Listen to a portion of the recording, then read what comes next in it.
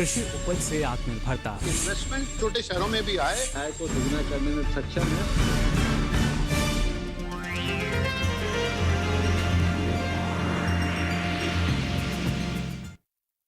नमस्कार, आप देख रहे हैं दूरदर्शन किसान विचार विमर्श कार्यक्रम में आप सभी का स्वागत है। मैं हूं अदिति शर्मा।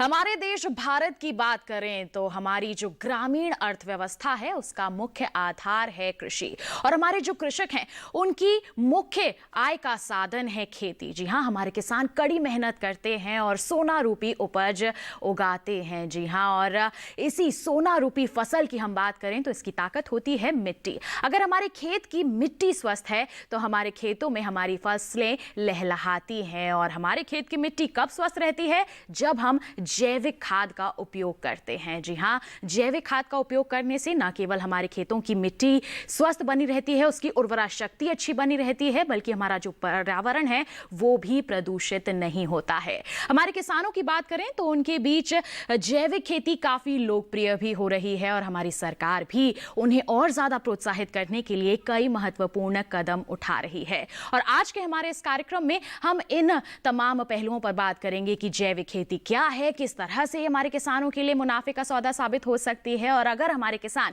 इसकी शुरुआत करना चाहते हैं, इसे अपनाना चाहते हैं, तो उन्हें क्या कुछ करने की जरूरत है। जी हां, इन्हीं पर आज हम करेंगे विचार विमर्श। हमारे कार्यक्रम का जो विषय है वो रहेगा मुनाफे की जैविक खेती। जी हां, कैसे कर सकते हैं मुनाफे की जैविक खेती? आज का हमारा ये कार्यक्रम इसी पर समर्पित है, और इस पर चर्चा करने के लिए हमारे साथ स्टूडियो में हमारे विशेषज्ञ मौजूद हैं। परिचय करवा देते हैं। इस वक्त हमारे साथ मौजूद हैं राष्ट्रीय जैविक खेती केंद्र के निदेशक विपिन कुमार बंसल जी। नमस्कार। साथ ही साथ हमारे साथ भारतीय कृषि अनुसंधान संस्थान के सस्य विज्ञान संभाग के प्रधान वैज्ञानिक डॉक्टर वाई शिवे जी भी जुड़े हुए हैं। नमस्कार दी। साथ ही आपको बता दें, एक सफल किसान, एक प्रगतिशील किसान भी हमारे साथ मौजूद हैं, सत्यवान सहरावत जी, और आज इनके अनुभव हम आप सभी के साथ साझा करेंगे। आप सभी का बहुत बहुत स्वागत करना चाहूंगे कार्यक्रम विचार विमर्श में। तो बिल्कुल किसान भाइयों बहनों, कैसे करें मुनाफे की जैविक खेती, इस पर हमारी चर्चा की हम शुरुआत करेंगे, लेकिन उससे पहले एक रिपोर्ट पर नजर डाल लेते हैं।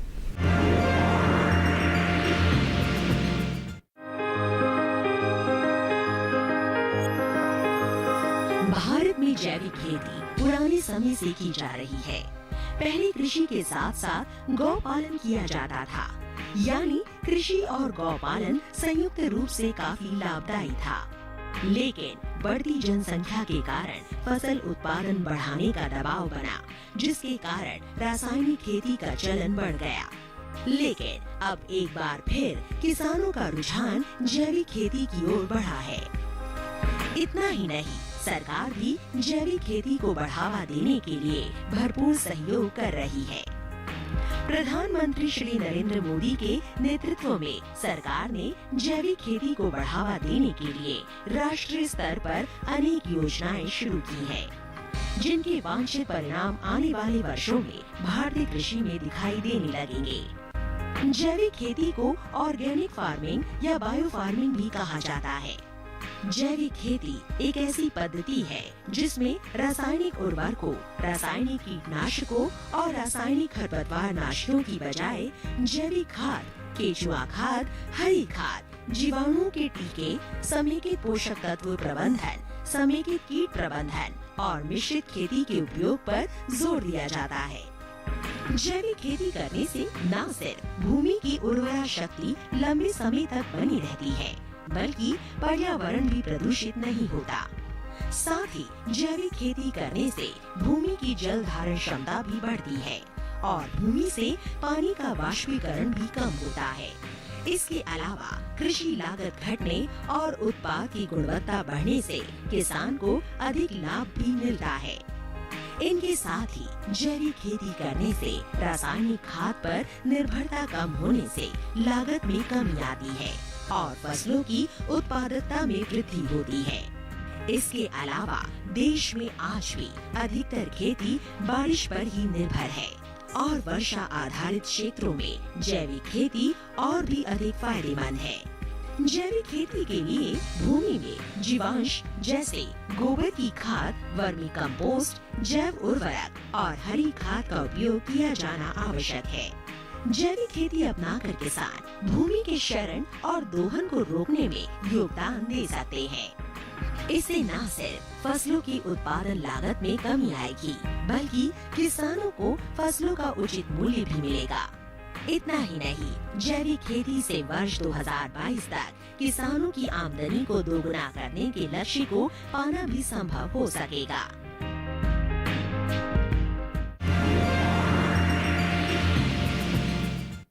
तो देखिए, आपने अभी एक खास रिपोर्ट जो कि आधारित थी जैविक खेती के बारे में, आपने विस्तृत जानकारी तो हासिल कर ली। आइए इसी पर और जानकारियां हमारे विशेषज्ञों से भी हम अर्जित कर लेते हैं। सबसे पहले यहाँ पर रुक करना चाहूंगी मैं बंसल जी का, आपसे जानना चाहूंगी कि जैविक खेती की जब हम बात करते हैं, हमने रिपोर्ट में भी जानने की कोशिश की है, उसमें विस्तार से बताया गया है। आपसे जानना चाहेंगे, जब हम जैविक खेती की बात करते हैं तो उससे हमारे किसान क्या समझें?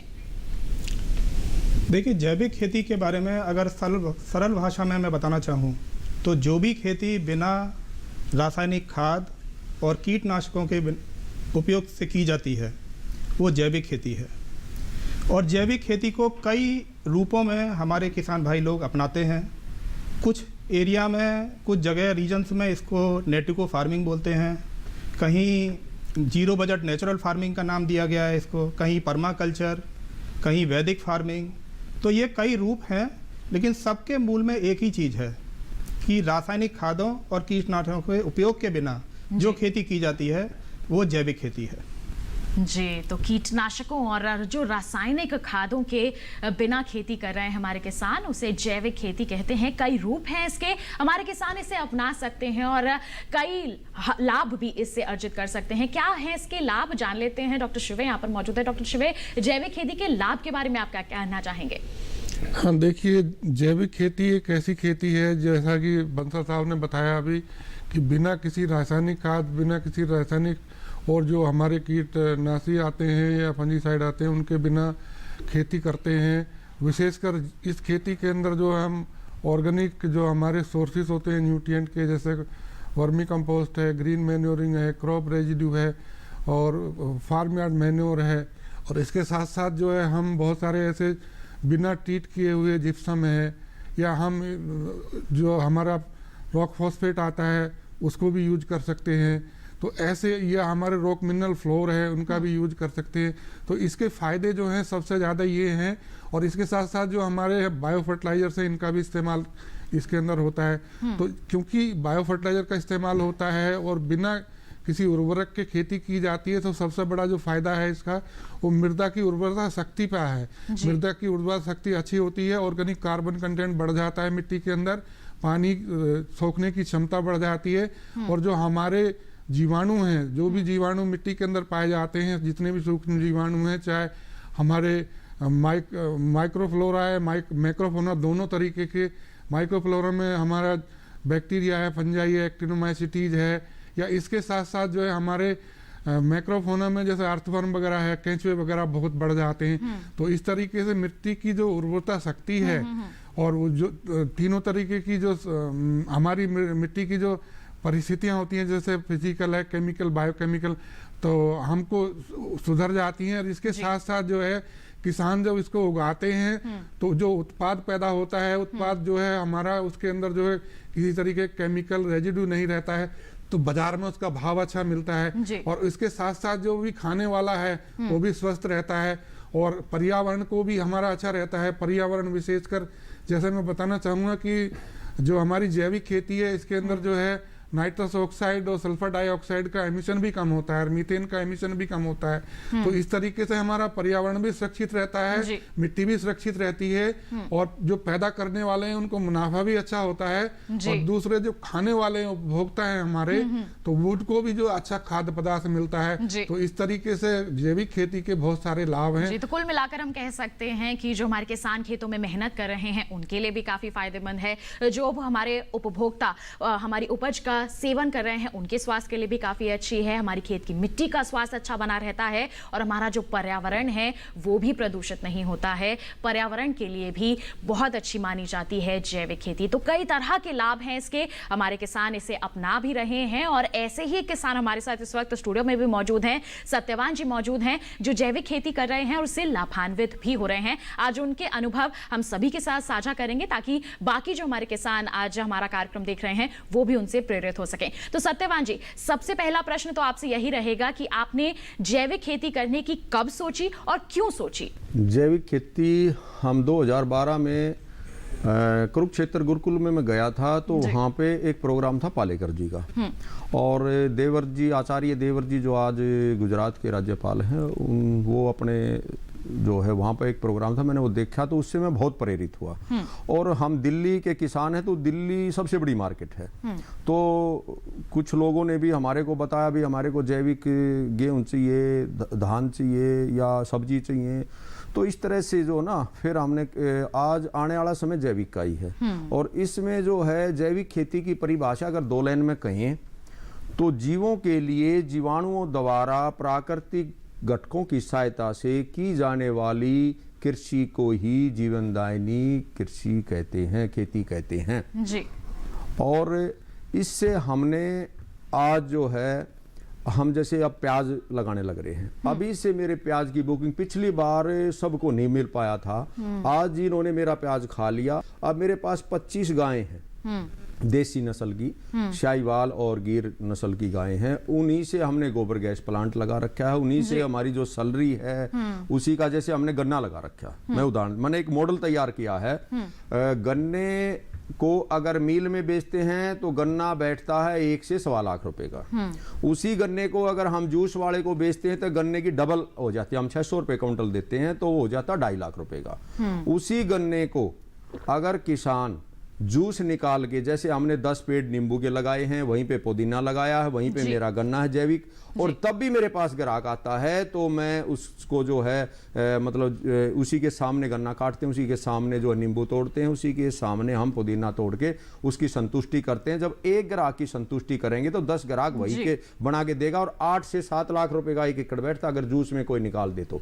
और उसी का जो गोड़ा है, उसी का पत्ता है, उसी से हम अपने गाय का काम चलाते हैं, और उसी जो हल्का गन्ना बच जाता है उसी का रस निकाल के जीवामृत भी हम उसी से बनाते हैं और उसी को अपने गाय के दलिया में डाल के गाय को खिलाते हैं। तो हमारा 0 बजट है।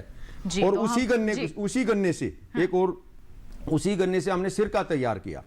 1 क्विंटल गन्ने में लगभग 50 किलो रस निकलता है, और उसी सिरके को हमने 100 रुपए लीटर अपने फार्म पे ही बेचा, तो 1 क्विंटल गन्ना हमने इस तरह से 5000 रुपए का बेचा। इस तरह से किसान जो है ना उसमें अपनी आय दूनी क्या कई गुना भी कर सकता है। जी, जो हमारी सरकार का लक्ष्य है कि किसानों की आय दोगुनी हो जाए और इसको और भी ज़्यादा बढ़ाया जा सकता है। देखिए सत्यवान जी एक बहुत ही अच्छे उदाहरण है कि वो बता रहे हैं, अपना अनुभव साझा कर रहे हैं कि किस तरह से उन्होंने जैविक खेती को अपनाया है और 0 बजट फार्मिंग यहाँ पर कर रहे हैं। लागत काफ़ी कम है और अच्छा मुनाफा अर्जित कर रहे हैं। आप लोग भी इस तरह अपने आपको इस ओर बढ़ा सकते हैं और अपने मुनाफे को काफ़ी बढ़ा सकते हैं। बिल्कुल, बढ़ते हैं आगे। जैसे बंसल जी, सत्यवान जी खेती कर रहे हैं, जैविक खेती कर रहे हैं, उससे लाभान्वित हो रहे हैं। आपसे जानना चाहेंगे, अगर हमारे देश भारत की बात करें तो कितने क्षेत्रफल में जैविक खेती कर रहे हैं हमारे किसान? देखिए, आज की तारीख में अगर हमारे यहाँ 2 तरह का सर्टिफिकेशन है। एक है थर्ड पार्टी सर्टिफिकेशन जो कि एक्सपोर्ट मार्केट के लिए है, और एक है पार्टिसिपेटरी गारंटी सिस्टम जो घरेलू मार्केट के लिए है। और दोनों सर्टिफिकेशन में हमारा करीब 28 लाख हेक्टेयर एरिया प्रमाणित है जैविक खेती में जी। लेकिन अगर मैं क्षेत्रफल के हिसाब से एक परसेंटेज टर्म्स में बात करूं तो खेती का जितना एरिया है देश में उसका करीब 2% एरिया जैविक खेती में प्रमाणीकरण में आ चुका है। और जहां तक किसानों का नंबर के बारे में बात करें तो वर्ल्ड में हमारा भारत नंबर 1 पर है और करीब 25 लाख किसान आज जैविक खेती से जुड़ चुके हैं। जी, और हम उम्मीद करते हैं कि धीरे धीरे जो ये संख्या है और भी ज़्यादा बढ़ती जाएगी और हमारे ज़्यादा से ज़्यादा किसान जो हैं जैविक खेती की ओर बढ़ते जाएंगे। इसी संदर्भ में आपसे एक और सवाल मैं करना चाहूँगी कि हमारे किसानों को और प्रोत्साहित किया जा सके। सरकार भी काफ़ी अच्छे कदम उठा रही है, योजना की भी शुरुआत की गई है। प्रधानमंत्री हम बात करें तो परंपरागत कृषि विकास योजना की यहाँ पर शुरुआत की गई है। इससे हमारे किसान किस तरह से लाभान्वित हो रहे हैं और किस तरह से और ज़्यादा जैविक खेती की ओर बढ़ रहे हैं, इस पर आप क्या कहना चाहेंगे? देखिए, आपके इस सवाल को मैं 2 भागों में उत्तर देना चाहूँगा। एक है कि भारत सरकार और राज्य सरकारों की नीतियाँ और दूसरा स्कीम्स। जहाँ तक भारत सरकार की एक नेशनल ऑर्गेनिक पॉलिसी है जिसके तहत ये लक्ष्य निर्धारित किया गया है कि आने वाले समय में 2025 तक 10% एरिया, खेती का एरिया जो है वो ऑर्गेनिक। दूसरा, इसके साथ में 2017 में एक एग्रीकल्चर एक्सपोर्ट पॉलिसी आई थी और जिसमें ये प्रावधान किया गया कि जैविक उत्पाद का निर्यात में कोई भी किसी भी तरह का रेस्ट्रिक्शंस नहीं होगा। तो इससे जैविक उत्पादन या जैविक खेती की तरफ आगे बढ़ने में किसानों को काफ़ी मदद मिलेगी, क्योंकि कभी कभी देश की खाद्य आपूर्ति करने के लिए कुछ रेस्ट्रिक्शंस लगे रहते हैं, लेकिन एक्सपोर्ट में इस तरह का कोई भी रेस्ट्रिक्शंस गवर्नमेंट ने 2017 की पॉलिसी में हटा दिया था। इसी तरह से राज्य स्तर पर 13 राज्य सरकारें हैं आज की डेट में जिन्होंने अपनी जैविक खेती की नीति निर्धारित कर दी है और बाकी राज्य भी इस ओर अग्रसर हैं। जहाँ तक स्कीम्स का सवाल है, भारत सरकार की 3-4 योजनाएं हैं जिसके माध्यम से किसान भाई लोग फायदा उठा सकते हैं। जी। पहली उसमें स्कीम है परंपरागत कृषि विकास योजना। जी। परंपरागत कृषि विकास योजना 3 साल के लिए किसी किसान भाई को उससे फ़ायदा मिलता है। अगर मूल रूप में बताएं तो इसमें 4-5 कंपोनेंट हैं इस स्कीम के। एक है क्लस्टर फॉर्मेशन किया जाता है जिसमें 20 किसानों का समूह बनाया जाता है और 20 किसानों के समूह से इस तरह से 25 जो समूह होते हैं उनके ऊपर एक FPO या एक बड़ा क्लस्टर बनाया जाता है। दूसरा है सर्टिफिकेशन, चूँकि बिना सर्टिफिकेशन के लिए जैविक उत्पाद का सही रेट मिलना थोड़ा किसान के लिए मुश्किल होता है, तो उसके सर्टिफिकेशन का उसमें एक प्रावधान है। और सबसे बड़ा जो 60% से ज़्यादा जो प्रावधान है वो है डायरेक्ट बेनिफिट ट्रांसफ़र के द्वारा ऑर्गेनिक इनपुट खरीदने के लिए और organic input infrastructure on farm बनाने के लिए किसान को दिया जाता है। तो इसमें पूरे 3 सालों में 50,000 रुपये प्रति हेक्टेयर के हिसाब से किसानों को लाभ मिलता है। जी। दूसरी जो स्कीम है वो है mission organic value chain for north eastern region. वो सारे भारत देश में नहीं है, बट नॉर्थ ईस्टर्न एरिया में चूंकि काफ़ी एरिया डिफ़ॉल्ट ऑर्गेनिक एरिया है, तो वहाँ पर मार्केटिंग और वैल्यू एडिशन को बढ़ावा देने के लिए इस स्कीम का शुभारंभ 2016 में किया गया। जी। उसके अलावा अभी रिसेंटली इसमें कुछ और स्कीम ऐड की गई है, जैसे भारतीय प्राकृतिक कृषि पद्धति योजना, जिसमें सर्टिफिकेशन को बहुत ज़्यादा और वैल्यू एडिशन और मार्केटिंग को हम प्रोत्साहन दे रहे हैं। और उसके साथ ही साथ में जो सर्टिफिकेशन की कुछ एरिया जो डिफ़ॉल्ट ऑर्गेनिक एरिया हैं उनको भी हम सर्टिफिकेशन के फोल्ड में लाने के लिए और किसानों को मदद पहुंचाने के लिए ये सारी योजनाएं जो हैं किसानों को जैविक खेती में अग्रसर करने के लिए बहुत फ़ायदेमंद होती हैं। जी, तो सरकार की ये जो पहल है, सरकार के जो ये प्रयास हैं, हम कह सकते हैं कि हमारे किसानों के लिए काफ़ी फ़ायदेमंद साबित हो सकते हैं। किसानों को जैविक खेती से जोड़ने में काफ़ी कारगर भी साबित हो रहे हैं और आगे भी हमारे किसानों को ऐसे ही फ़ायदा पहुंचाते रहेंगे। लेकिन जैविक खेती जब हमारे किसान करना चाहते हैं, उसकी शुरुआत करना चाहते हैं, तो उससे पहले ज़रूरी हो जाता है कि उसके बारे में थोड़ी बहुत जानकारी ज़रूर अर्जित कर लें। तो ऐसे में डॉक्टर शिवे जानना चाहेंगे, जैविक खेती की शुरुआत करने से पहले हमारे किसानों को किस तरह की तैयारी करने की जरूरत होती है? हाँ, देखिए, कोई भी जैसे मतलब हम किसानों को प्रोत्साहन कर रहे हैं कि जैविक खेती पे करिए, आप जैविक खेती जाइए परंपरागत खेती को छोड़ के, तो उसके लिए सबसे पहले ये जरूरी होता है जो भी उनका कृषि विज्ञान केंद्र नज़दीकी है या कोई भी कृषि विश्वविद्यालय या कोई भी संस्थान है ICR का, वहाँ से, या जैसे कि नेशनल रिसर्च सेंटर बने हुए हैं हमारे पूरे भारत देश में, वहाँ से जाकर जानकारी ले सकते हैं। और सबसे ज़्यादा जरूरी ये है कि यदि किसानों में जिज्ञासा बढ़ती है तो जानकारी का आजकल अभाव नहीं है, कहीं से भी जानकारी ली जा सकती है। पत्रकारिता से भी ली जा सकती है, जो हमारे लेख प्रसारित होते हैं, चाहे वो न्यूज़पेपर में है चाहे मैगजीन के अंदर है, उनसे भी ली जा सकती है। लेकिन मैं ये किसानों को ये अनुरोध करना चाहूँगा, यदि वो जैविक खेती करना चाहते हैं, सबसे पहले जो है जो भी आपके डेवलपमेंटल एजेंसीज हैं एग्रीकल्चर से रिलेटेड, कृषि विज्ञान केंद्र या हो सकता है district agriculture officer, district horticulture officer या उससे छोटे अधिकारी जो भी खेती की जानकारी देने गांव में आते हैं उनसे लें, और उसके बाद में जाके फिर देखें जो किसान कर रहे हैं। बहुत से किसान भी जागरूक हो गए हैं और कर भी रहे हैं, तो उनके यहाँ भी जाके जानकारी ले सकते हैं। तो उसके लिए जरूरी है कि पहले जानकारी लें और देखें और समझें, और उसके बाद में फिर जब शुरुआत करें तो इस तरीके से करें जो उनके क्षेत्र में जिस चीज की ज्यादा जरूरत है, जैसे मतलब बासमती धान की जरूरत है या सब्जियों की जरूरत है जी, जो बाजार में अच्छी मांग बनी हुई है उसको देखते हुए जी, उस क्रॉप को जो उगाएं, और उगाने के लिए जैसे 3 साल का जो ट्रांजिट पीरियड होता है, तो लगभग जो है मतलब जैसे इस साल शुरू कर रहे हैं हम, 3 साल तक जो है उसको एज ए ऑर्गेनिक प्रोडक्ट नहीं बेच सकते हैं, तो उसको जो है वैसे ही मार्केट में बेचें। लेकिन जो भी उसके नियामक बनाए हुए गए हैं, जो भी हमारे लिए जो है स्टैंडर्ड्स बनाए गए होते हैं, उनको फॉलो करने की जरूरत होती है कि कितना जो है डिस्टेंस मेंटेन करना है, परंपरागत खेती से ऑर्गेनिक खेती के बीच में कितनी दूरी होनी चाहिए, और उसके साथ साथ जो है कौन कौन से हमें इनपुट यूज करने हैं न्यूट्रिएंट मैनेजमेंट के लिए, या इसके साथ साथ जो है हमको कौन सी फसल, जैसे कि मैं बताना चाहूँगा, जैसे कि बहुत सी जो फसल हमारी जो जैसे धान की बात लें, धान में जैसे बासमती धान में बहुत अच्छा मुनाफा किसान कमा सकते हैं। जो अधिक पैदावार देने वाली किस्में उनकी डिमांड ऑर्गेनिक की इतनी नहीं है जितनी बासमती की है। तो इस तरीके से ये चीज को ध्यान को रखते हुए उसी किस्म को चुने, और चुनने के बाद में फिर उसकी जो सस्य क्रियाएं हैं जो ऑर्गेनिक पद्धति से जैविक पद्धति से बताई गई हैं उन्हीं को फॉलो करने की कोशिश करें।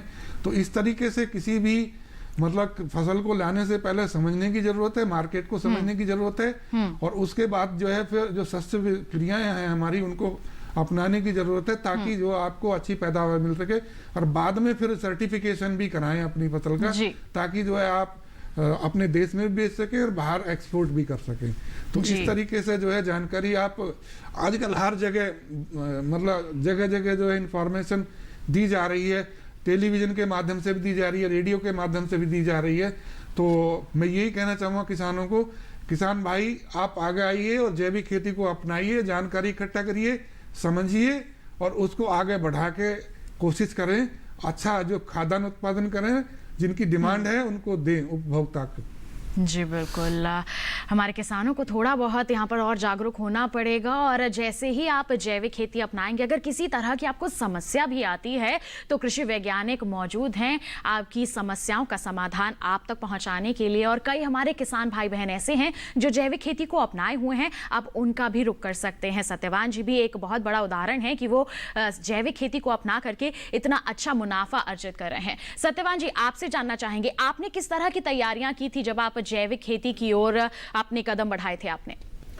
देखिए, जैसे डॉक्टर साहब ने बताया कि सर्टिफिकेशन बहुत ज़रूरी है, लेकिन उससे ज़्यादा ज़रूरी किसान को विश्वास, ग्राहक को विश्वास में लेना और भी ज़रूरी है। एक ग्राहक को विश्वास होना चाहिए भी बिल्कुल प्योर है। जैसे डॉक्टर साहब ने बताया कि किसान खगई जाने खगई की भाषा, किसान की भाषा को अच्छी तरह समझता है, तो उन्होंने जो किसान अच्छा कर रहे हैं उनके पास जाना चाहिए, वहाँ से कुछ जो कमियाँ हैं, किस तरह से उन्होंने हमने जैसे त्रुटियाँ पहले झेल ली हैं, तो वो उनसे अच्छी तरह से समझ सकता है। तो वहाँ पे बिल्कुल ठीक कहा डॉक्टर साहब ने, वहाँ एक जो मॉडल तैयार किया किसान ने, उसके पास जाके ट्रेनिंग या 1-2 दिन वहाँ रहे, देखे किस तरह से क्या हो रहा है।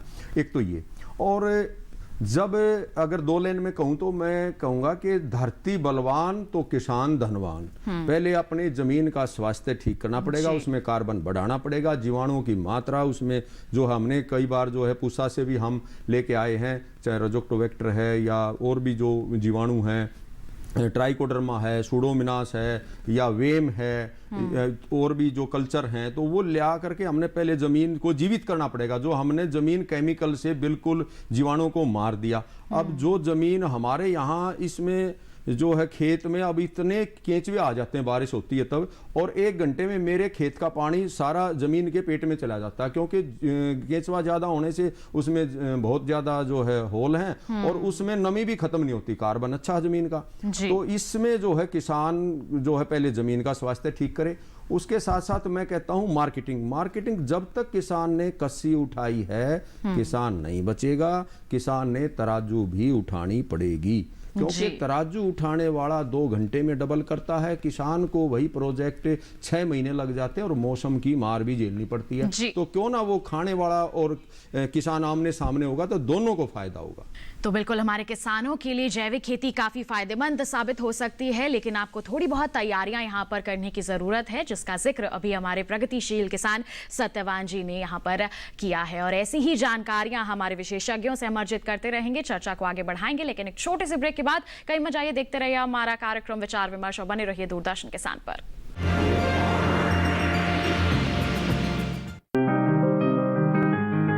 बीमारियों से कैसे बचेगी फसल,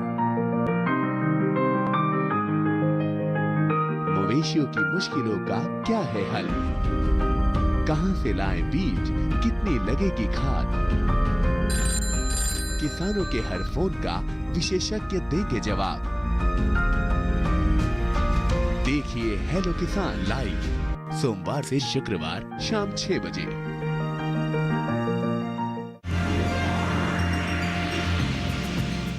ब्रेक के बाद दूरदर्शन किसान के खास कार्यक्रम विचार विमर्श में आप सभी का फिर से स्वागत है। आज हम चर्चा कर रहे हैं मुनाफे की जैविक खेती के बारे में। जी हाँ, जैविक खेती अपनाकर हमारे किसान अपना मुनाफा किस तरह से बढ़ा सकते हैं, इस पर आज हम विस्तृत चर्चा कर रहे हैं। अपनी चर्चा को आगे बढ़ाएंगे, लेकिन उससे पहले आइए एक और खास रिपोर्ट पढ़ना सकते।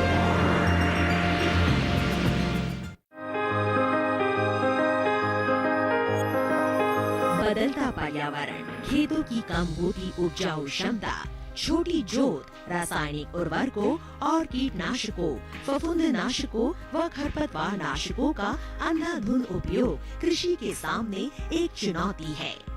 उपभोक्ताओं के बीच खाद्य पदार्थों को लेकर जागरूकता और स्वास्थ्य के उच्च मापदंडों ने लोगों को जैविक खाद्य पदार्थों की तरफ आकर्षित किया है। ऐसे में किसानों के लिए जैविक खेती करना मुनाफे का सौदा साबित हो सकता है। जैविक खेती में किसान बाहरी आदान पर कम निर्भर रहते हैं। जैविक खेती में मिट्टी एक जीवित माध्यम है, मात्रा भौतिक माध्यम नहीं। मिट्टी में असंख्य जीव रहते हैं और ये एक दूसरे के पूरक तो होते ही है, साथ ही पौधों की बढ़वार के लिए पोषक तत्व भी उपलब्ध करवाते हैं। जैविक खेती में किसानों को फसलों की ऐसी किस्मों का चयन करना चाहिए जो जलवायु क्षेत्रों और मिट्टी के अनुकूल हो।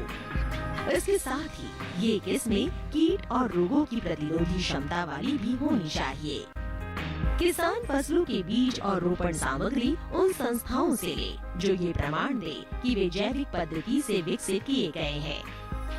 जैविक खेती में खरपतवारों की रोकथाम के लिए मिट्टी में नमी को संरक्षित रखने और मिट्टी में कार्बनिक अवशेषों को विघटित करने में पलवार बहुत प्रभावी है। राष्ट्रीय जैविक उत्पादन मानक के मानदंडों के अनुसार पौधों में पोषण के लिए बायोगैस स्लरी, गोबर की खाद, कंपोस्ट, वर्मी कंपोस्ट, फसल अवशेष या किसी भी सुरक्षित जैविक स्रोत का उपयोग फायदेमंद होता है। जैविक खेती में जैव उर्वरकों का उपयोग भी लाभकारी रहता है। जैविक खेती में फसल चक्र का भी काफी महत्व है। इसमें एक ही फसल को बार बार नहीं लेना चाहिए। जैविक खेती में फव्वारा या टपक सिंचाई विधि से सिंचाई करने पर फसलों की पैदावार अच्छी होती है, क्योंकि जितने पानी की आवश्यकता होती है उतना पानी देने से पोषक तत्वों का क्षरण नहीं होता। पलवार के साथ सूक्ष्म सिंचाई देने से इसमें फसलों की उपज और उत्पादकता में भी बढ़ोतरी होती है।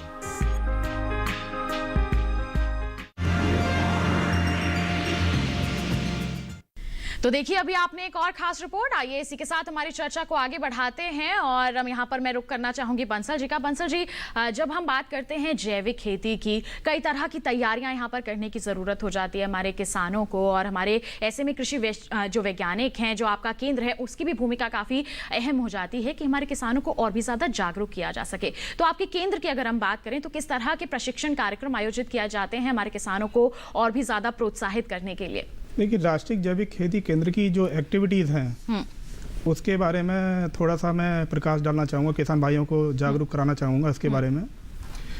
3-4 मेन एक्टिविटीज़ हैं। एक तो हम किसान भाई लोगों के लिए एक डेमोन्स्ट्रेशन या प्रशिक्षण कार्यक्रम करते हैं। बाकी जो ऑर्गेनिक प्रमोटर या मैनेजर होते हैं उनके लिए हम एक 30 डेज़ का 30 दिन का एक सर्टिफिकेट कोर्स है, जिसमें ऑर्गेनिक इनपुट मैनेजमेंट है, सर्टिफिकेशन है, क्वालिटी कंट्रोल है, सप्लाई चेन मैनेजमेंट है, इन सब चीज़ों के बारे में ट्रेनिंग दी जाती है। और इन टर्न वो जो अनएम्प्लॉयड यूथ जो होते हैं, जो इस सारी चीज़ों से जब जानकारी प्राप्त करने के बाद में वो किसान भाई लोगों को हेल्प कर सकते हैं कि सर्टिफिकेशन में किस तरह से काम किया जाता है, क्वालिटी कंट्रोल किस तरह से किया जाता है और ऑर्गेनिक इनपुट मैनेजमेंट किस तरह से किया जाता है। उसके साथ ही साथ में हमारा सेंटर जो है वो बायो फर्टिलाइजर्स और ऑर्गेनिक फर्टिलाइजर्स जो फर्टिलाइजर कंट्रोल ऑर्डर में हैं, उनके क्वालिटी, उनकी गुणवत्ता को चेक करने के लिए भी काम करता है उसकी लैब जी। जहाँ तक आपने किसानों के प्रशिक्षण या हमारे तरफ से किसानों को जो जैविक खेती करने के लिए बहुत सारे जो किसान भाई लोग अपने फार्म लेवल पे ही इनपुट बना सकते हैं, जैसे कि जीवामृत, जैसे हमारे प्रगतिशील किसान भाई लोग बात कर रहे थे, जीवामृत है, बीजामृत है, नीमास्त्र है, वर्मी कंपोस्ट है, नाडिब कंपोस्ट है, और सर्टिफिकेशन की क्या प्रोसेस है।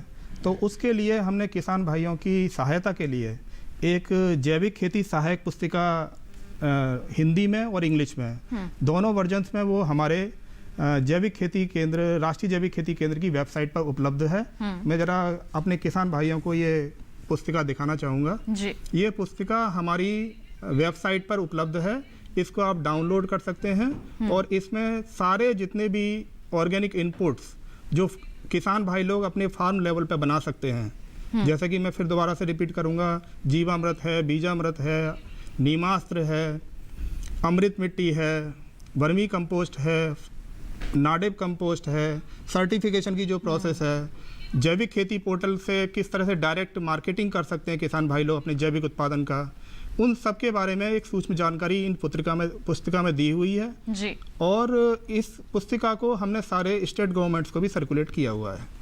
जी बिल्कुल। तो हम राष्ट्रीय जैविक खेती केंद्र की बात करते हैं तो कई महत्वपूर्ण कदम उठाए जा रहे हैं इस केंद्र द्वारा हमारे किसानों को जैविक खेती की ओर और भी ज़्यादा प्रोत्साहित करने के लिए, और हमारे किसान भी इससे जुड़ रहे हैं और लाभान्वित हो रहे हैं और अन्य किसानों को भी प्रेरित कर रहे हैं। लेकिन जब हम जैविक खेती करते हैं तो कई तरह की बातें हैं जो हमें मालूम होनी चाहिए, जानकारियाँ हमारे पास होनी चाहिए। ऐसे में डॉक्टर शिवे जानना चाहूँगी, जब हम जैविक खेती करते हैं तो उसमें फसल चक्र की कितनी भूमिका हो जाती है, क्योंकि वैसे भी हमारे किसानों को कहा जाता है कि आप फसल चक्र अपनाइए। जैविक खेती के लिए आप क्या कहना चाहेंगे? हाँ देखिए, फसल चक्र बहुत ही जरूरी है हमारे लिए, चाहे वो परंपरागत खेती है चाहे जैविक खेती है। जैविक खेती में उसका और भी महत्व बढ़ जाता है। जैसे कि हम मतलब कहते हैं कि कोई भी जो है हमारा अनाज वाली फसल है, उसके बाद जो हमको दाल वाली फसल लेनी चाहिए, या हम सब्जी उगा रहे हैं, सब्जी उगाने के बाद में कोई ऐसी फसल लें जिसमें कम पानी की जरूरत पड़े। तो इस तरीके से हमको फसल चक्र अपनाने की जरूरत पड़ती है। और ये भी है, इसके साथ साथ फसल चक्र के साथ साथ इंटर क्रॉपिंग जो हम कहते हैं, मिश्रित खेती, वो भी हमको करनी चाहिए। एक लाइन, कुछ लाइनों में जैसे हम उदाहरण के लिए कहते हैं कि आप जो है गेहूं की 4 लाइन लगाइए, एक चने की लाइन लगा दीजिए। तो इस तरीके से मिश्रित खेती, या आप जो है 4 लाइन गेहूं की लगाइए, एक लाइन जो है आप सरसों की लगा दीजिए, और आलू की जो है 3 लाइन लगा दीजिए, एक लाइन जो है आप सरसों की लगा दीजिए। इस तरीके से इंटर क्रॉपिंग, मिक्स्ड क्रॉपिंग भी करते हैं और फसल चक्र का अपनाने की जरूरत पड़ती है। और ऐसा फसल चक्र अपनाएं जिसमें जो है कम से कम एक दाल वाली फसल जरूर हो हमारे फसल चक्र के अंदर। उदाहरण के लिए जैसे बहुत से किसान भाई बहन जो है बासमती धान की खेती करना चाहते हैं ऑर्गेनिक तरीके से, तो बासमती धान के बाद में जो है हम इस तरीके से फसल को लें, जैसे बासमती धान हमने काटा तो हम जो चना ले लें, मसूर ले लें, मटर ले लें, इस तरीके से फसल को लगाएं। या ऐसा ना करें धान गेहूं का फसल चक्र अपनाएं, क्योंकि धान गेहूं का फसल चक्र अपनाएंगे तो हमारी की मिट्टी की उर्वरता शक्ति जो है उतनी मेंटेन नहीं होगी उसके अंदर जो है। या फिर ऐसा भी कर सकते हैं, यदि हम धान गेहूं का फसल चक्र ही अपनाना चाहते हैं तो उसमें जो है हमको इस चीज़ का ध्यान रखने की जरूरत है, जो हमारा समय बचता है गेहूं काटने के बाद में, उसमें मूंग जरूर लगाएं, या ढैंचा जरूर लगाएं, या उसके बाद में जो सनई जरूर लगाएं, या काउपी लगाएं, या हमारी दूसरी जो भी और टेप्रोशिया वगैरह होती है, ऐसी फसलें होती हैं जो नाइट्रोजन फिक्स करती हैं, वो लगाएं, ताकि हम जो है मिट्टी की उर्वरता शक्ति बढ़ाने के लिए कोई या हमारे कृषि विश्वविद्यालय हैं उनके अंदर इस तरीके से बताया भी जाता है कि ऑर्गेनिक फार्मिंग यदि करना चाहते हैं आप जी। तो फसल चक्र को जरूर अपनाएं, और फसल चक्र को अपनाने से जो है मृदा का स्वास्थ्य भी अच्छा रहेगा, और इसके साथ साथ जो है हमको जो निर्भरता होती है दूसरी चीज़ों पे बाहर से लाने की, वो भी कम जरूरत पड़ेगी। जैसे कि सत्यवान जी यहाँ पर कर रहे हैं कि उन्हें बाहर से कुछ लाने की ज़रूरत नहीं होती, सभी अपने जो एक मॉडल उन्होंने तैयार किया है उसी से वो अर्जित कर लेते हैं। क्या कहना चाहेंगे सत्यवान जी इस पर आप? हाँ, जैसे हमने गन्ना और प्याज दोनों चीज लगाई है, जी। हम प्याज निकाल लेंगे, फटाफट उसमें मूंग लगा देंगे, और मूंग को हम हाथ से तड़वा लेते हैं 50% लेबर से, तो हमारे को दाल भी मिल गई और उसके अवशेष उसी में मिला देते हैं तो उसको नाइट्रोजन मिल गई। और हमारे तो पूर्वज जो है ना परम वैज्ञानिक थे, आज उनकी हमने देखो, वो कहते थे कि पहले मूंग बाद में धान, उसको कहते चतुर किसान जी। तो उसको उसमें जो है ना नाइट्रोजन पीएच भी उसका मेंटेन होता है, तो हमें हरी खाद का भी उपयोग कर लेना चाहिए। और ये जो ना इस तरह से पहले किसान स्वावलंबी था, किसान तब बाजार में जाता था जब उसको लोहा और नमक दो चीज उसके पास नहीं थी, नहीं तो कपड़े भी हम हाथ से अपने चरखे से काट के, और गन्ना गुड़ सब्जी दूध सब कुछ हमारा अपना होता था। तो किसान स्वावलंबी था। आज परावलंबी हो गया क्योंकि बीज कंपनियां पहले उसकी जेब काट लेती हैं। अब मेरा बीज से लेकर लास्ट तक मेरा अपना काम है, नर्सरी मेरी अपनी है, बीज मेरा अपना है, मार्केट मेरी अपनी है, तो तभी किसान बचेगा जब ये सारी चीज खुद की होंगी।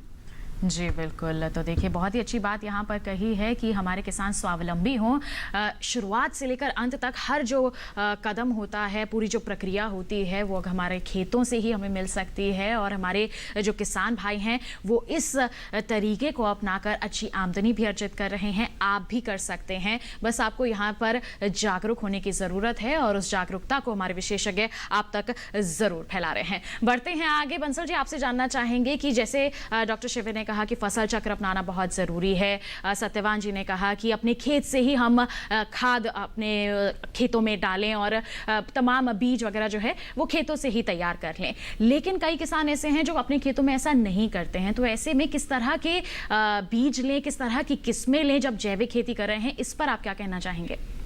देखिए, जैविक खेती में जो किस्में, किस तरह की फसल हम उगा सकते हैं उसके बारे में मैं कहना चाहूँगा कि एग्रो क्लाइमेटिक जोन जिस रीजन में आपका एरिया आता है उसमें चाहे जैविक खेती हो या कन्वेंशनल फार्मिंग हो, जो कन्वेंशनल फार्मिंग में जिस तरह के फसल उगाई जा सकती है वही फसल आप जैविक खेती में भी ले सकते हैं। लेकिन जिस तरह से कि डॉक्टर साहब ने बोला कि जैविक खेती में फसल चक्र का बहुत बड़ा योगदान है, तो मैं तो ये कहूँगा कि जो पहली फसल के अवशेष जो होते हैं वो दूसरी फसल के लिए खाना होते हैं।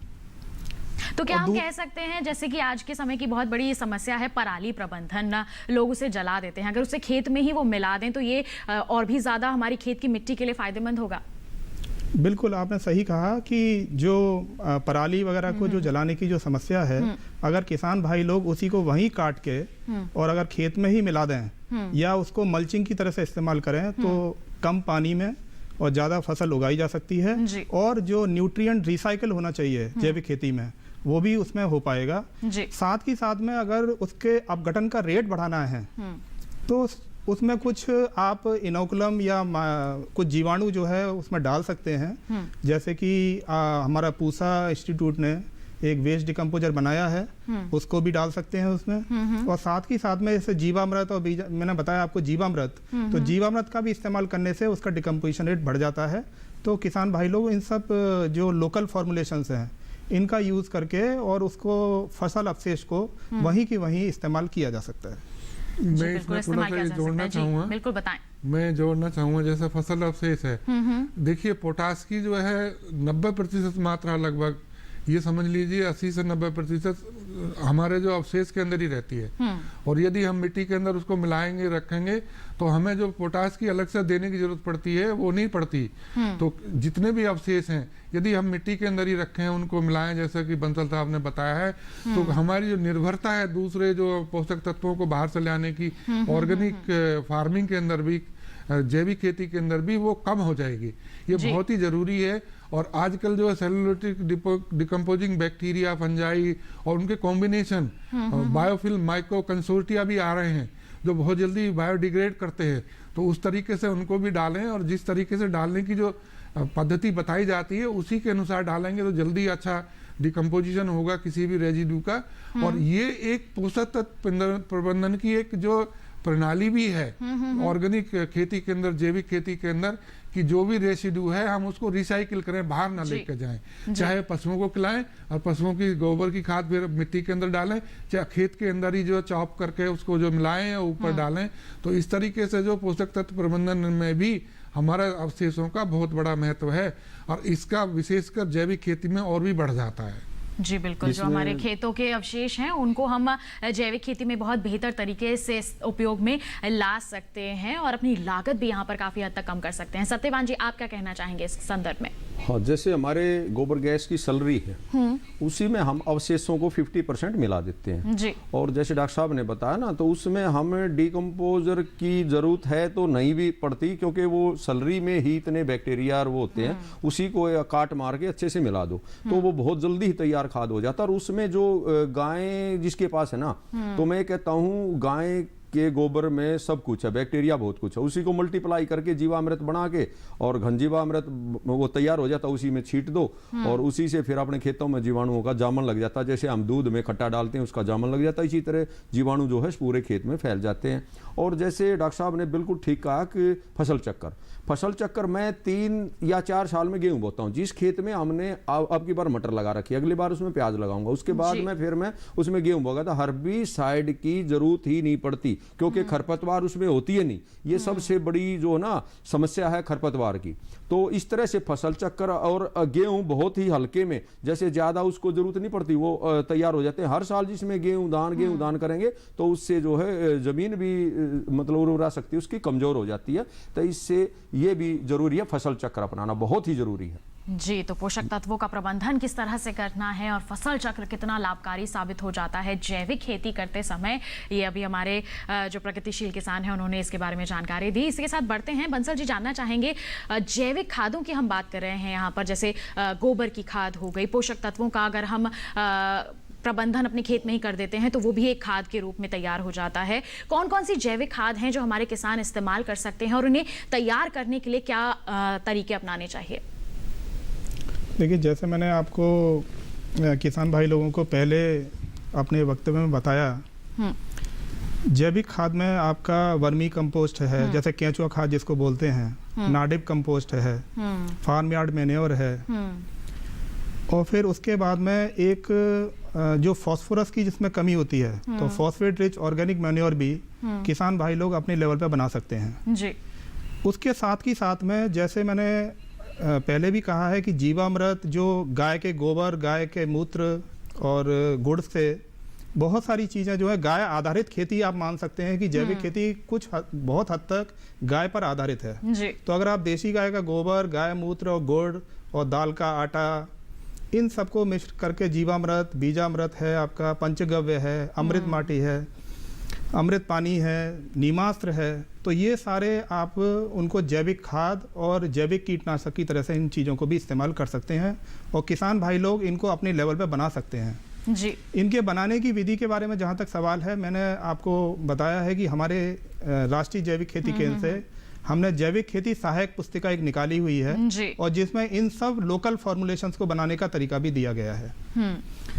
इसके साथ ही साथ में मैं एक और चीज़ यहाँ पर ऐड करना चाहूँगा कि हमारे देश में अभी एक रिसेंटली 2017 में central institute of post harvest engineering and technology Ludhiana ने एक स्टडी की थी और उसमें ये पता चला था कि 67 मिलियन टन फूड वेस्ट होता है हमारे देश में हर साल जी। और अगर ये 67 मिलियन टन को हम जैविक खाद में अगर कन्वर्ट कर पाएंगे तो इससे जैविक खेती की तरफ हमारे और किसान इससे जुड़ जाएंगे और इसको हम कहते हैं कि हम वेस्ट टू वेल्थ। और इसके भी वही तरीके हैं जैसे कि आप कहीं पर भी इसको कंपोस्टिंग के तरीके अपनाएं और ये सारा जितना वेस्टेज है आपका ये इसमें जैविक खाद में कन्वर्ट हो जाएगा। इसके साथ ही साथ में जो जैविक उर्वरक हैं उसमें जैसे हमारे डॉक्टर साहब ने पहले भी इस पे बात कहा है कि राइजोबियम है, अजेटोबैक्टर है, फॉस्फेट सोलुलाइजिंग बैक्टीरिया है, पोटास मोबिलाइजिंग बैक्टीरिया है, तो ये सारे जैविक उर्वरक भी किसान भाई लोग अपने खेत में, क्योंकि जैविक रासायनिक खादों के ज़्यादा इस्तेमाल से हमारे मिट्टी में जो जीवाणुओं की संख्या है वो बहुत ना के बराबर हो गई है, तो उनको भी इंट्रोड्यूस करने की ज़रूरत है, जिससे कि मिट्टी जो है वो जीवित हो जाए और उसमें जो न्यूट्रिएंट रिसाइकलिंग होती है उसकी वो साइकिल, जैसे नाइट्रोजन फिक्सेशन साइकिल है, कार्बन कंटेंट बढ़ना है, ऑर्गेनिक कार्बन कंटेंट, वो सब भी बढ़ेगा और मिट्टी जो है जब स्वस्थ होगी तो आपकी उत्पादकता भी जैविक खेती में काफ़ी अच्छी आएगी। जी, तो कहते हैं ना, स्वस्थ धरा तो खेत हरा। जी हाँ, हमारी अगर खेतों की मिट्टी यहाँ पर अच्छी होगी तो हमारी जो उपज है वो भी काफ़ी अच्छी गुणवत्ता वाली हमें अर्जित हो सकती है और उसका अच्छा दाम भी हम कमा सकते हैं। और ऐसे में जैसे कि बंसल जी ने अभी जिक्र किया कि हमारे जो पशुपालक हैं वो तो जैविक खेती की ओर बढ़ ही सकते हैं। गौपालन आप कर रहे हैं, गोबर है आपके पास, उसकी खाद तैयार कीजिए, उसके कई उत्पाद आप तैयार कर सकते हैं। जैविक खेती को आप बहुत ही कम लागत में शुरू करके इसे अपने लिए काफी मुनाफे का सौदा बना सकते हैं। इसमें जैसे कि सत्यवान जी ने कहा था कि जब जैविक खेती वो करते हैं तो खरपतवार बिल्कुल नहीं होती है। कीट और रोग के बारे में मैं यहाँ पर डॉक्टर शिवे जानना चाहूंगी, कीट और रोग के बारे में क्या कहें, किस तरह से प्रबंधन किया जाता है जैविक खेती करते समय, क्योंकि हम रसायनों का इस्तेमाल तो यहाँ पर कर नहीं रहे हैं। हाँ, देखिए, सबसे बड़ी बात यह है कि कीट और बीमारियां आती हैं, लेकिन इतनी नहीं आती हैं जैविक खेती के अंदर जितनी जो परंपरागत खेती के अंदर आती हैं। जी। हम पिछले करीब जो है 15-16 साल से धान गेहूं की फसल चक्र की खेती कर रहे हैं पूसा संस्थान में ऑर्गेनिक तरीके से, और उसमें हम जो है ग्रीन मैन्यूरिंग के लिए ढांचा भी लगाते हैं। तो हमने ये देखा कि जो हमारी बासमती धान जो हम ऑर्गेनिकली करते हैं उसके अंदर जो हमारे जो मित्र कीट हैं, मित्र कीट जैसे हमारे स्पाइडर वगैरह, मकड़ी वगैरह हैं, वो ज़्यादा होती हैं। और जो भी हमारे जो वैसे कीट आते हैं जैसे हमारा स्टेम बोरर वगैरह है या हमारा दूसरे और कीड़े आते हैं तो उनको खा लेती हैं, उनको मतलब बढ़ने नहीं देती हैं। तो इस तरीके से जो हमारे मित्र कीट हैं उनकी संख्या ज़्यादा होती है और इकोलॉजी मेंटेन रहती है। तो कीड़ों की जो हमारे हार्मफुल कीड़े हैं उनकी संख्या कम होती है, उनको जो बढ़ने ही नहीं देती है वो जो मित्र कीट होते हैं। तो इस तरीके से यदि फिर भी मतलब आ जाते हैं तो फसल चक्र अपनाएंगे तो तब भी नहीं आएंगे, क्योंकि हम लगातार किसी फसल को, जैसे अभी सत्यवान जी ने बताया था कि मतलब भाई हम जो है अभी हमने जो है प्याज लगा रखी है, प्याज के बाद में हम मूंग लगाएंगे, इस तरीके से फसल चक्र अपनाते हैं। तो उस तरीके से जो एक तरीके के इंसेक्ट पेस्ट होते हैं वो नई मिट्टी के अंदर रहते हैं और तो उनका साइकिल जो ब्रेक हो जाती है। ऑर्गेनिक का फंडामेंटली ये है कि हम फसल चक्र अपनाएं ताकि हमारे कीड़े मकोड़े बीमारियां कम आए। यदि आती हैं बीमारियां तो उनके लिए जैसे नीम ऑयल वगैरह है उसका इस्तेमाल करके नियंत्रित कर सकते हैं, या नीम की खली है या नीम की निबोलियां होती हैं उनको इकट्ठा करके पीस के और उनको फिर उबाल के डाल सकते हैं। और बहुत से फॉर्मुलेशंस आते हैं। सीड ट्रीटमेंट वगैरह जो ट्राइकोडर्मा से जो जरूर करें सीड ट्रीटमेंट जो है, तो बीमारियां कम आती हैं जो भी हमारी मिट्टी से जैविक खेती अपनाने का एक फायदा ये भी हम कह सकते हैं कि रोग और कीट काफी कम रहते हैं और उससे हमारी जो दवाओं का खर्च है वो तो बिल्कुल खत्म ही हो जाता है। बिल्कुल, इसमें हमारे दोनों और विशेषज्ञों की राय हम शामिल करेंगे, लेकिन एक छोटे से ब्रेक के बाद आप कहीं मत जाइए, देखते रहिए हमारा कार्यक्रम विचार विमर्श और बने रहिए दूरदर्शन किसान पर। ये कामयाबी है अन्नदाता की, ये कहानी है खेत और खलिहानों की। कैसे करें अपने पशुओं की देखभाल, जानिए गांव-गांव के किसानों का हाल। देखिए गांव किसान, सोमवार से शुक्रवार दोपहर 12 बजे सिर्फ डीडी किसान पर। ब्रेक के बाद आप सभी का फिर से स्वागत है हमारे खास कार्यक्रम विचार विमर्श में। आज हम चर्चा कर रहे हैं मुनाफे की जैविक खेती के बारे में। जी हाँ, जैविक खेती अपनाकर हमारे किसान कैसे अपना मुनाफा बढ़ा सकते हैं, इस पर आज हम चर्चा कर रहे हैं। ब्रेक पर जाने से पहले हम बात कर रहे थे कि जैविक खेती में कीट और रोगों की आने की जो संभावना है काफी कम हो जाती है, जिससे हमारे किसानों की लागत में काफी कमी आ जाती है। इस पर हमारे प्रगतिशील किसान की हम राय ले लेते हैं। क्या कहेंगे आप? जो जैविक खेती करते हैं तो कीट भी जैविक होता है, उसको जी। चिड़िया और जो पक्षी हैं वो चाव से खाते जी। हैं और केमिकल वाले कीट को नहीं खाते। उसके अंदर एक वो पावर बना लेता है, वो हल्के जहर से मरता भी नहीं। हम जब जैविक में जाते हैं तो नीमास्त्र, ब्रह्मास्त्र, अग्निस्त्र से ही उसको कंट्रोल कर लेते हैं। और मैं जैविक में जो भाई करना चाहते हैं या कर रहे हैं उससे एक सलाह और दूंगा, वो सीजनल ही करें।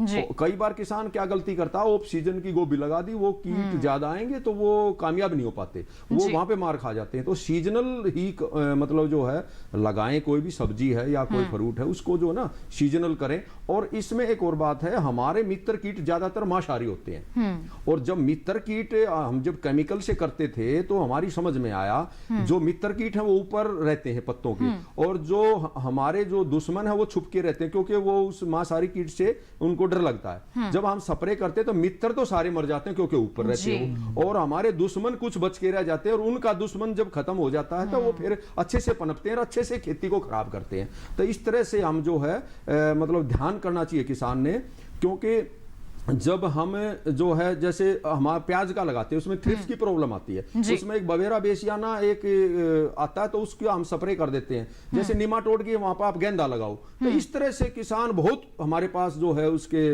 वो है, उसको थोड़ा समझ के करके करेगा तो शायद मेरे ख्याल से बहुत ही अच्छे से कर सकता है, कोई दिक्कत नहीं। कोई दिक्कत यहाँ पर नहीं आएगी, लेकिन बस बात यही आ जाती है कि पहले यहाँ पर जानकारियाँ ज़रूर ले लें। लगातार हम बात कर रहे हैं कि हमारे किसानों की लागत में कमी आएगी, उनकी जो आमदनी है वो अच्छी होगी, क्योंकि बाजार में अच्छे दाम मिलते हैं जैविक उत्पादों के। ऐसे में हमारी सरकार का जो लक्ष्य है कि वर्ष 2022 तक हमारे किसानों की आय दोगुनी हो सके, इसमें जैविक खेती किस तरह की भूमिका निभा सकता है, इस पर क्या कहना चाहेंगे बंसल जी आप?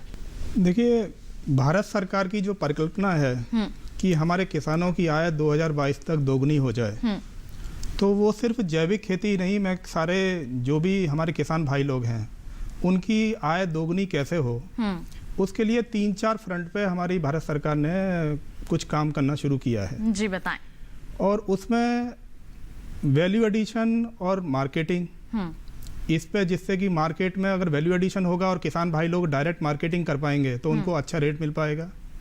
इनपुट कॉस्ट कैसे कम हो, और पोस्ट हार्वेस्ट मैनेजमेंट, मतलब बहुत सारा जो किसान भाई लोग हैं उनको प्रॉब्लम ये होती है कि हार्वेस्टिंग करने के बाद में फसल को सुरक्षित रखना और उसको मार्केट तक ले जाना अपने आप में एक चैलेंज है।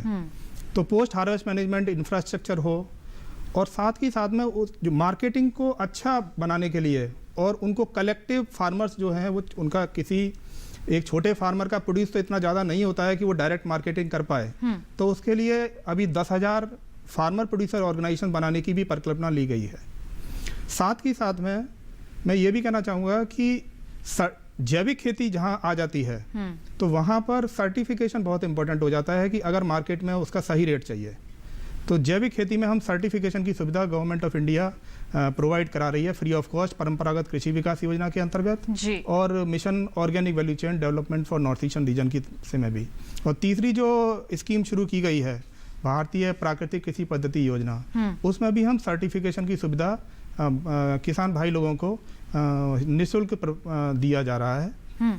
और साथ ही साथ में ऑर्गेनिक क्लस्टर्स में भी हम फार्मर प्रोड्यूसर ऑर्गेनाइजेशन बनाने की कवायद शुरू हो गई है, तो उससे भी किसान भाई लोग अपने जैविक उत्पाद का सही मार्केट उनको मिल पाए और सही रेट में वो बेच पाएं। और साथ ही साथ में ब्रांडिंग, पैकेजिंग, इन सब के लिए भी हमारी स्कीमों में प्रावधान है, तो किसान भाई लोग इसका फ़ायदा उठा सकते हैं। और जैविक खेती से करने से उनकी आय, और उसके साथ ही साथ में जो डाइवर्सिफिकेशन है कि सिर्फ खेती क्रॉप नहीं करना है, साथ ही साथ में जैसे आपको लाइव स्टॉक फार्मिंग है, जो गाय पालन है, मुर्गी पालन है, हनी कलेक्शन है, वाइल्ड हार्वेस्ट कलेक्शन है, तो इन सबको भी बढ़ावा दिया जा रहा है, जिससे कि खेती के साथ साथ और माध्यमों से भी उनकी आय बढ़ सके और हमारे किसान जो हैं आर्थिक रूप से और भी ज़्यादा सशक्त हो सकें। तो देखिए, बहुत ही अच्छी जानकारी यहाँ पर दी है बंसल जी ने। आइए इसी के साथ बढ़ लेते हैं आगे, और हमारे जो 2 और विशेषज्ञ मौजूद हैं उनसे भी हम चर्चा कर लेते हैं। डॉक्टर शिवे, आप क्या कहना चाहेंगे हमारे किसानों को जैविक खेती के लिए किस तरह से वो इसे अपना करके लाभान्वित हो सकते हैं?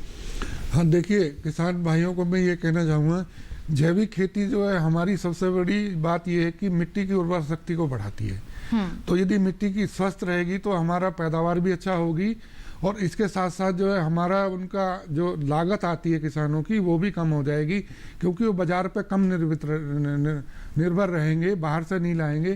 क्योंकि जो भी हमारी ऑर्गेनिक फार्मिंग है या हम जैविक खेती कहते हैं, वो ये कहते हैं कि जो हमारे उपलब्ध संसाधन फार्म पे ही हैं उन्हीं से चलनी चाहिए, उन्हीं से होनी चाहिए। चाहे हम गाय पालें, चाहे हम जो मुर्गी पालन करें, बत्तख पालन करें, या हम जो फसल उगाएं, फसल उगाने के साथ साथ जो है हम सब्जी उगाएं, चाहे हम गेंदा उगाएं, चाहे और दूसरे उत्पाद उगाने, हनी बी वगैरह। तो हम ये कहते हैं ऑर्गेनिक फार्मिंग जो है आने वाले समय के लिए बहुत ही अच्छी पद्धति है, और हर एक किसान भाई और बहन को थोड़ी मात्रा में पूरी तरीके से नहीं अपना सकते हैं तो थोड़े क्षेत्र पर जरूर अपनाएं, और जो ये देख लें कि पहले उनकी मार्केट कहाँ करनी है और उसको जो है कैसे सर्टिफाई करके बाजार में लेके जाना है, इस चीज को जरूर ध्यान रखें। और इसके साथ साथ जो है जैसे बंसल साहब ने भी बताया कि फार्मर्स प्रोड्यूसर्स ऑर्गेनाइजेशन, ये बहुत जरूरी है कि मतलब मिलजुल के काम को आगे बढ़ाएंगे तो अच्छा रहेगा, और एक दूसरे से देख के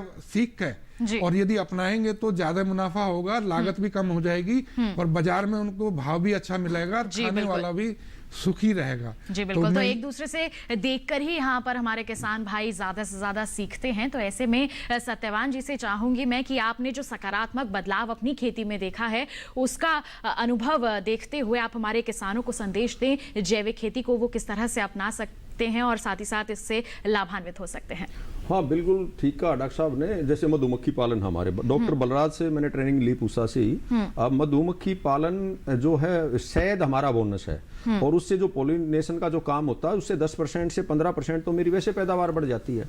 और अब मैंने जो 1 एकड़ में जो है अलग अलग लोटरल में कहीं खरबूजा लगाया है, कहीं करेला लगाया है, तो इस टाइम पे हमने लगा दिया जी। तो उससे क्या है कि एक पैकेज का काम किया हमने, जैसे ट्रांसपोर्ट का हमारा भी बचेगा, या मतलब कंज्यूमर हमारे से लेने आता है तो एक दिन आएगा, हम 5 तरह की सब्जियां उसमें हरी मिर्ची, पुदीना, धनिया डाल के, और उसको कहेंगे भी 800 रुपए का ही है, 2 दिन आप दाल खाओ, कड़ी खाओ। तो उससे जो है काफी किसान का ट्रांसपोर्ट का भी खर्चा या आने वाले का ही बच सकता है। इससे भी अपनी आय जो है, ऐसे गायें हैं, गाय गोमूत्र गोबर, और उसका गोबर हम 10 रुपए किलो बेचते हैं। किचन गार्डन वाले मेरे पास नर्सरी लेने आते हैं, प्याज की नर्सरी को भी हम, नर्सरी का भी काम है तो वहां हम बेचते हैं, और 10 रुपए किलो साथ साथ वो मेरे से गोबर भी लेके जाते हैं, गोमूत्र भी लेके जाते हैं। तो इससे भी किसान अपनी आय को जो है, तो कई सारे और जो जरिए हैं यहाँ पर, एक जो एफईओ का जो बात करी ना, इसमें बहुत ही जरूरी है, क्योंकि इसमें संगठन में ताकत होती है।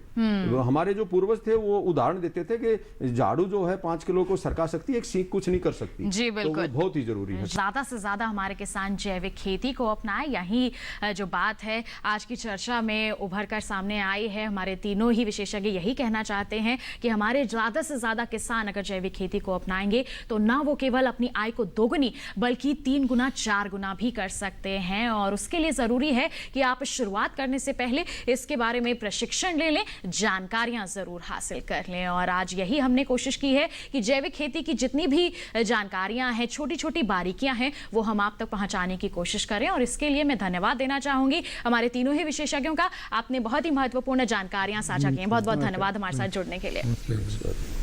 तो बिल्कुल किसान भाइयों बहनों, मुनाफे की जैविक खेती है, आपने आज समझ लिया, जान लिया। अब जरूरत है कि आप इसे आगे बढ़कर अपनाएं भी और इसे अपने लिए फायदेमंद बनाएं भी। तो बस आज के इस अंक में इतना ही। अगले सप्ताह मुलाकात होगी आपसे, एक नए विषय पर करेंगे हम विचार विमर्श। तब तक के लिए हमें दीजिए इजाजत। आप बने रहिए दूरदर्शन किसान पर।